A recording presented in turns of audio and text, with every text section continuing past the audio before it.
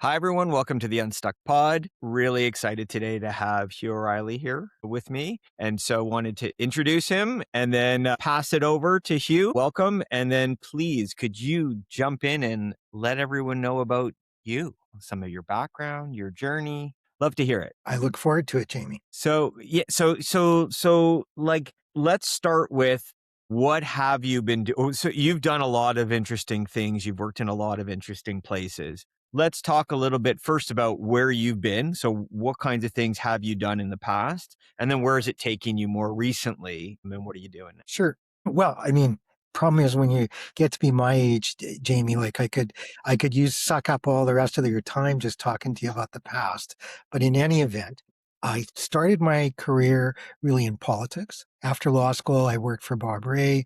I worked as chief of staff to a cabinet minister. That's how I got into pensions. And then I was on Bay Street for many years, was a partner at Tories. After my wife and I adopted two kids, I decided it'd probably be better if I was at a smaller firm.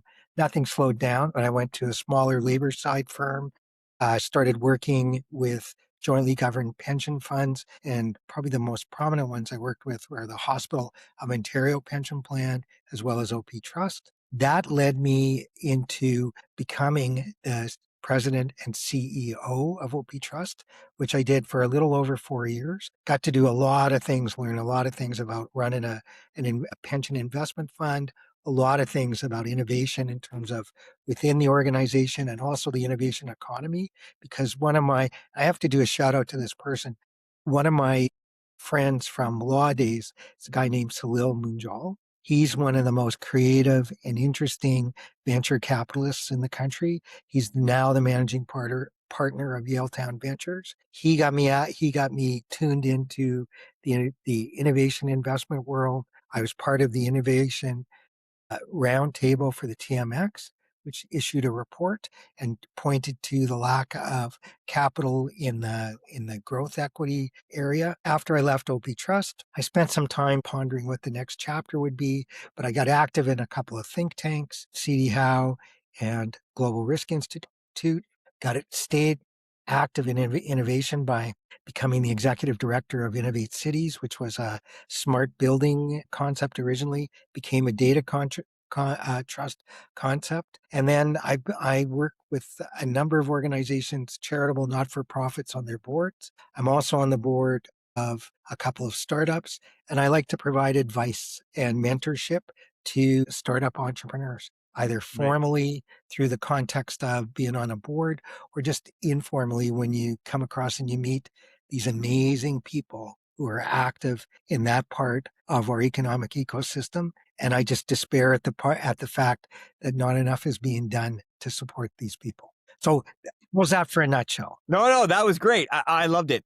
And I think it's a very, I think not everybody has sort of seen both sides of the coin, right? Where they've worked in and around larger organizations, larger scale view of the world, and in your case, government as well. So it's government and big finance and big law and obviously corporations. And then you flip over on the other side. And actually, I do want to spend the time understanding and talking through your experiences with ventures in particular. And so, you mentioned a couple interesting things, a lack of financing or finance solutions, if you like, or just access to capital for venture. I would go a step further and say that there's just a lack of infrastructure and support in general, a lot of talk and not a lot of support for those things. But I'd love to hear from you who has seen it and who has been part of it and has discussed sort of trying to do it. What are the things you're seeing first there? And then I want to move into some of the advice you're giving to these firms. Well, Venture firms. I, what you just talked about in terms of a lack of infrastructure and support, that really resonated with me. And too often we think of this infrastructure and support as being something that needs to be a lot more institutionalized. And we think about it in grand terms, but in my opinion, what's needed are some smaller things. I think that people who've been fortunate enough to have had a career like mine need to be prepared and willing and wanting to help out these organizations as they're growing. And things that we can do to help entrepreneurs include there's mentorship, there's talking about our experiences, there's helping them with the budgets, but there's also, most important, bringing them into our networks and introducing them to people. And that's a risk that I don't think enough people take, where we're prepared to make introductions. And, I could introduce you to someone, Jamie, and if they don't like you, that's not on me. That's on you and them. But I think we have to be prepared to do that. I think we have to be prepared to help out with strategy. Sometimes entrepreneurs, it's like, well, it reminds me sometimes of my first wife, right? She had a lot of reasons why she didn't like me ultimately. But one of the things she didn't like about me is when I would introduce her to, like when we met up with old friends of mine, I'd forget to introduce her and it would bother her. And I did, and I didn't do it on purpose or anything, but I could see an issue with a lot of young entrepreneurs. When they think about their tech, they don't necessarily understand that some of the things that they just take as table stakes and no big deal are big deals to those of us who are more involved in who've had more involved in kind of regular life. Two examples come to mind. One is around AI. I'm really lucky. I've met a couple of people. Wally Trenholm is one of them. Mavencurve is another. They're incredibly smart people, but they've actually identified some of the stuff that corporate world misses out on in terms of AI. And they're in a position to develop tech that can bridge that gap. And I think they're going to do it. And by that, I mean tech that can, what the AI does, how it operates, what's working, what isn't, does it make sense? Can you get the AI to monitor itself? All of those things. They think about those things because they're incredible people and they're really smart. And, Mhm. when I think about AI, Vaz Bednar, who's someone I've been fortunate enough to meet a couple of times, she wrote a column in the Globe, I'm going to say a couple of weeks ago. And she talked about people are just willy nilly implementing AI. They don't, and they don't, first of all, they don't understand the AI really well. Two, they don't understand what the AI is even doing within their organization. And things like data sovereignty and how that operates, who's got control of your data, people aren't necessarily focusing on.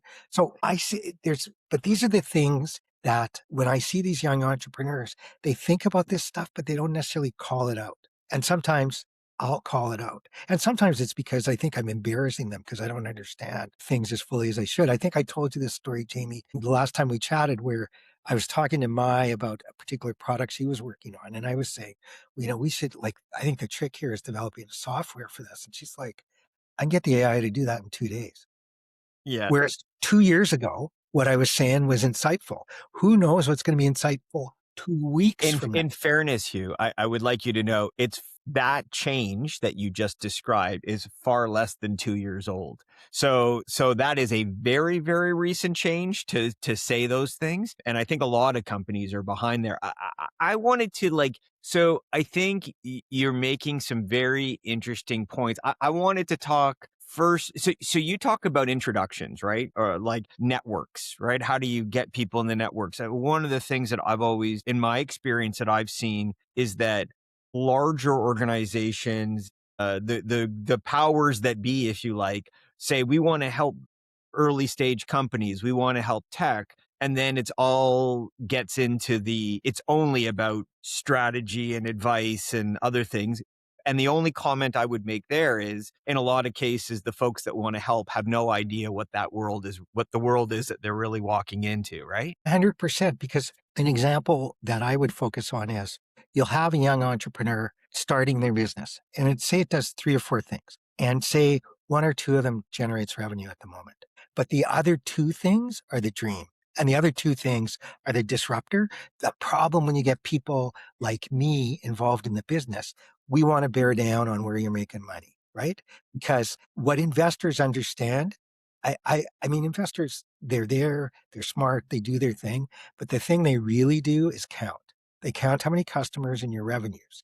And when you're in an early stage and it's technology risk, you need to do more than that. For And sure. and you need to also understand that some of this, like some of it won't work, but sometimes things that don't work end up coming up with better solutions because while something else isn't, while the main thing wasn't working out, there's other things that come along that are the opportunities. Yeah. No, and listen, I've been in and around investors. I've raised a bunch of money. I had an investor that was a little too focused on, looking back at revenue. And by the way, I'm not saying that looking back and the numbers are not relevant. Of course, they're relevant, and I think there's a lot of factors around that. I think the real thing that we need to think about, and you mentioned it, is you always have to be thinking about what is the potential here? How are we going to capitalize on the potential? So it's where is it going? And it can't just be about future, future, future. Don't worry about it. I don't mean it like that, but I'm saying it's sometimes you have to, a lot of times I tell companies and startups, you have to go slow to go fast. So going slow to go fast is get it right. If you've got it right, if you figured out all the pieces, then scale. There's nothing stopping you from scaling. But if you don't think it through right now, then you're going to be in real trouble. And listen, 90% of the company, almost every company I work with gets to a point where they can't do that, like where they've rushed ahead and now they've hit a wall because they can't figure out how to get to the next step.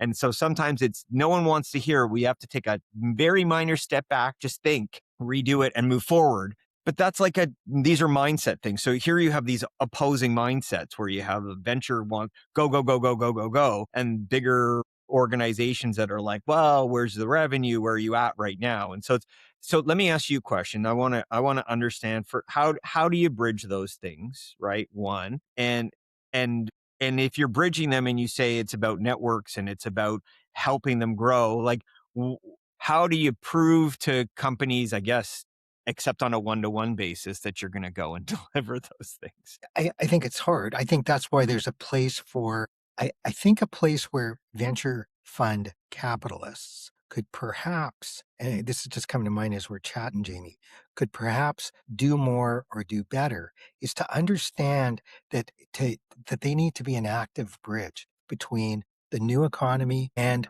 investment world. And by being an active bridge, I mean helping those, explaining where things are at, explaining how quickly things are going, understanding the incentives and the motivations of the institutional investors.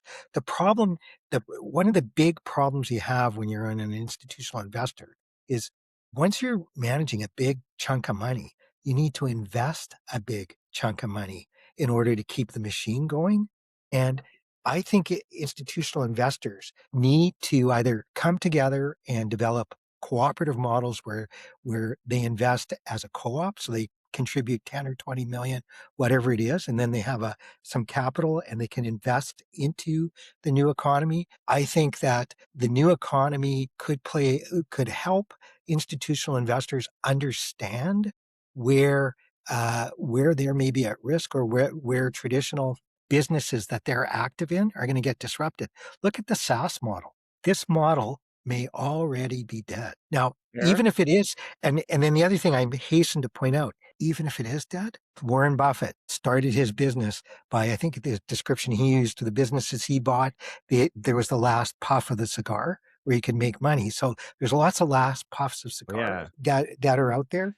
And then the other thing with AI and the SaaS model is AI can come up with the solutions that some of these organizations have built their business on. And then how do they adjust? And then a favorite example I like giving, but this really discloses my age. At the turn of the century, now when I was a kid, turn of the century meant, 1900, but now it means the year 2000. But at the turn of the century, there were a lot of organizations, conglomerates that owned logistics businesses. They were getting out of those businesses. I worked on those transactions. They were getting out of them because they viewed them as buggy whip businesses. And then what ended up happening is the Internet of Things, in particular, blew no more than a mere puff of the cigar. They blew life into those businesses. And I think that's the other hard part about understanding where we're at when we're at this. We're at a major, major inflection point. And the level of disruption that's coming is not well understood by anybody. And we always, there's that thing about, we take filet mignon technology and we turn it into hamburger. Like we're disrupting, look at some of the technology disruptions that have occurred. It disrupts the low wage economy, like hospital workers, cab drivers, stuff like that. I think is going to be very different than that, very different. And I think organizations that are looking just to, automate their call centers or whatever, okay, but really, is that You're not you it's like I often think my car is gonna remind me when I park it that, "Hey, you only use 10% of my computing power or 1%." And we could be in that world very quickly with AI. And I don't think grasping that from a governance point of view, from how do I implement it as an executive, this is wild. Yeah. Well, I think very interesting when I see and talk to people who are in and around it versus people who are not, and just how big the gap is there in terms of where they think things are at today. It's gigantic right now, and as you said, this is moving so fast and it's changing so significantly. It's the inflection point that nobody knows what it's going to be. But yes, I think what's most interesting is we don't know where it's going to go, but it should create, and I think it's already creating lots of opportunity to bridge, right? And that's where there's a ton of those who can jump on this, take advantage of it, and not just find the low. There's low hanging fruit, but I think there's real opportunity. You mentioned it early on. What's funny in conversations I've had this week, because I've really intrigued by in the AI in the legal field. And you hear about the horror stories where the AI made up cases and stuff. But then that helped me really understand what AI is and isn't, and then the role of the human. Because when you go out and you start your practice of law, and you'll often hear people say, "Well, I didn't learn this in law school." No, you didn't. You learned how to think. And then you take things to their logical conclusion. So when you think about the AI and where it's made up cases and those sorts of things, that's actually thinking like a lawyer in the sense of it's taken things to its logical conclusion. And where the human role in that is the ability to offer insight and use experience. Because I had a disagreement with friends about this week. I don't think AI is ever going to reach the insight point, but the logical conclusion point, it's there. I don't mean like it will offer insights, it'll monitor things and the rest of it. But when you take it to the next level, how you articulate taking it to the next level, that's the role for the human, I think. But regardless, I think we need to understand that the way AI operates, it's going to take everything to its logical conclusion. And those conclusions will demonstrate human beings aren't very logical. Yeah. Oh, so it's funny because you just described the insight versus logic, and my opinion about it. Not to, I don't want to. We can go down a rabbit hole. We could spend probably hours talking about this, but for me, the idea is that the insight is the input, right? Like it's like the deep thinking, the challenging the idea, the initial input to an AI. It needs to come from a different place. And that's what I've seen. AI will then, can pull logic and rational information all together to then construct that into something. But garbage in, garbage out, like in a lot of cases. And so prompts or inputs but insight is the idea there. And the difference between inductive and deductive reasoning, Yeah, interesting. right? Because 100%, I believe AI is going to outperform humans on deductive reasoning, Totally. but it's Yeah. the inductive part. And then when you think about how we're using it and where we're putting the horsepower, It's all, like, yeah. come on. And then No, yeah. because I don't know, corporations seem to be obsessed with call centers, right? Obsessed. So they offshore them. Yeah. And then, you have the frustration of dealing with people. It's not their fault, but English isn't their first language. So as soon as you're off the script, you got a problem. I wonder about that with AI. How quickly do you go off a script, right? And deductive, inductive, and how you solve for that problem. I think someone who can start working on that, like Interesting. when to put your hand up, like teaching the AI to put its hand up, so to speak, and to say, okay, I'm at the end of my runway. Or alternatively, having an AI capability that can come in and act like a sentinel.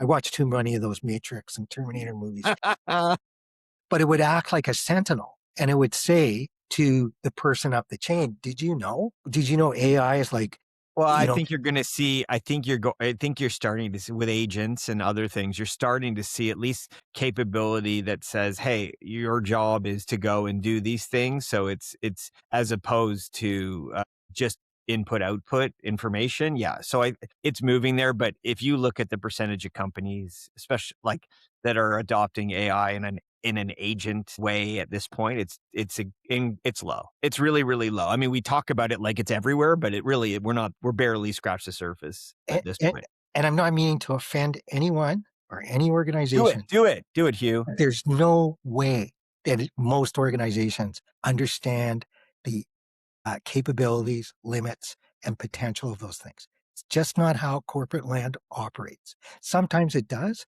but it's like, why is it being implemented? Well, we're implementing it because everybody else is. That's a big push going on. It's going to save us money. Generally speaking, that's actually not a very good skill set of corporations. Generally speaking, like they'll do massive headcount reductions. And then when they grow back to prosperity, they hire people back. And what's really interesting that shows you how difficult it is to move out of traditional business models is the one place I would have thought that a company could take real advantage of cost savings is remote work. Because if I reduce the space I'm renting, that goes straight to profit and loss. Even that they're struggling with. So then how is that mindset going to fully use the capability of AI, fully understand it, and be able to control it, to supervise it, to monitor it, to report on it to regulatory authorities, to the board, to the more senior people? These are big issues. Yeah. My wife is arriving. It's all good. It's all good. It's all He's good. talking to the dog. It's all good. Well, better the dog than to you that way. No, listen, I would say that these are, well, there's so many questions, so many interesting things. Let me, we could go on, and I think you and I will have to chat again. Let me ask you a short question, and then we'll have to wrap up. So Does that your mean a work, short answer? well, do your best. We're all good. We're all good. You're working today. So we, a lot of the conversations have come from the point of view of large organizations and how they view. You're, like you said, I'm advising, I'm working with, I'm trying to help early stage companies. What are the things that you're finding most there, and the places where you think I'm helping the most right now that you could probably encourage others to think about if they have it, if they have the capability to do? Well, I think we all like to think this, but I like to think I have a trust relationship with the founders I work with so that they can talk to me about whatever it is that's on their mind. Two, I like to think I help people focus, but I think you also you need, like, what's been really hard for me to understand is the people who are founders of these companies are incredibly smart, they're incredibly creative, but focus isn't necessarily their biggest skill set. And Yes. that's okay. But you sometimes have to remind them, get them to focus, push them on things. Sometimes they get discouraged pretty easily. And you have to be prepared to listen, to hear it out, and not to be a ridiculously optimistic, but to be helpful and keep pushing them in certain directions. Yeah, I agree. That's if there's one thing I tell people, you're not focused enough, and that's one of the things you've got to do. So we agree on that one. And it's very hard when you're in it, you grab whatever you can, you kind of, you're trying to figure it out. And focus is not really a core strength, but there comes a time where you have to get into that. Otherwise you'll lose it. So I think it's great to have somebody external like you who can say, you're doing too many things, or you're not doing the right things. Where are we going to go first? And I think that's super helpful. So let me, Last point. yeah, Forgive me for interrupting you, Jamie, but I also think if you're fortunate enough to be put in a position like I've been by various founders, you also have to bring a humility with you, right? Because sure, there's stuff I know, but if you don't have that sense of humility and listen and think about what it is they're saying and take it to that next step, you're failing those people. Because there's not one founder who's involved me in their organization who's thought, Hugh's going to know more about AI than me. God help them if they thought that. Or Hugh's going to help with the coding, or Hugh's going to do this. That's not why I'm there. And you've got to remember that. And sometimes they chase things that you think of like, why are you doing that? And then it makes sense. So you have to have that kind of humility is very important when you're helping mhm. people out. And it's hard because like the founders I've helped, they treat me like, uh, I'm a member of the royal family sometimes. And you're thinking like, I'm not. Well, they're doing impressive things, but they're good at what they're good at, and you're good at what you're good at. And like, I think this is how the two come together, right? The truth in the end is no one gets there alone, right? Everybody needs help. you need help, you need advice, you need other perspectives. Your point is, well, these founders need my perspective or another perspective, whether that's yours or somebody else's. But you at the same time can't just go in and say, I have all the answers, which of course you don't think you do. You know that you're hearing another perspective. It's the combination of those things that gets to the best possible place. And as long as everybody's willing to listen to each other, you mentioned trust. Trust doesn't mean I'm going to do everything you say. Trust means I'm going to listen to you and hear you out properly because I trust your opinion. Doesn't, but we can have an open discussion about it. So anyway, I think it's fantastic. I think it's great. And so for those who are listening, how can people find you, reach you? What are the where can they get hold of you if they're trying to do that? I'm on LinkedIn, which works, and they can email me. My email is now I'm going to show that I spent a little bit of time in the military. I'll do the phonetic alphabet. So it's H is in hotel, M is in Mike, B is in Bravo, O'Reilly at Gmail. And we'll add some links into the description so folks can find you. But And I would encourage people to have a look at both Data Asset Store, which is a startup I'm involved with, Land Logic, and my Maven Curve runs a consulting firm called, I think it's called GPS, and she is incredible. Yeah, so is Wally from all of the people I'm working with, but she is a particular talent. awesome. Well, Hugh, thank you so much. I really, really appreciate it. This is great. And so thank you for your time, for your insights. It was great. And for everybody who's listening, watching, thank you for doing so. And until next time. Thank you, Jamie. It was nice of you to ask me to do this.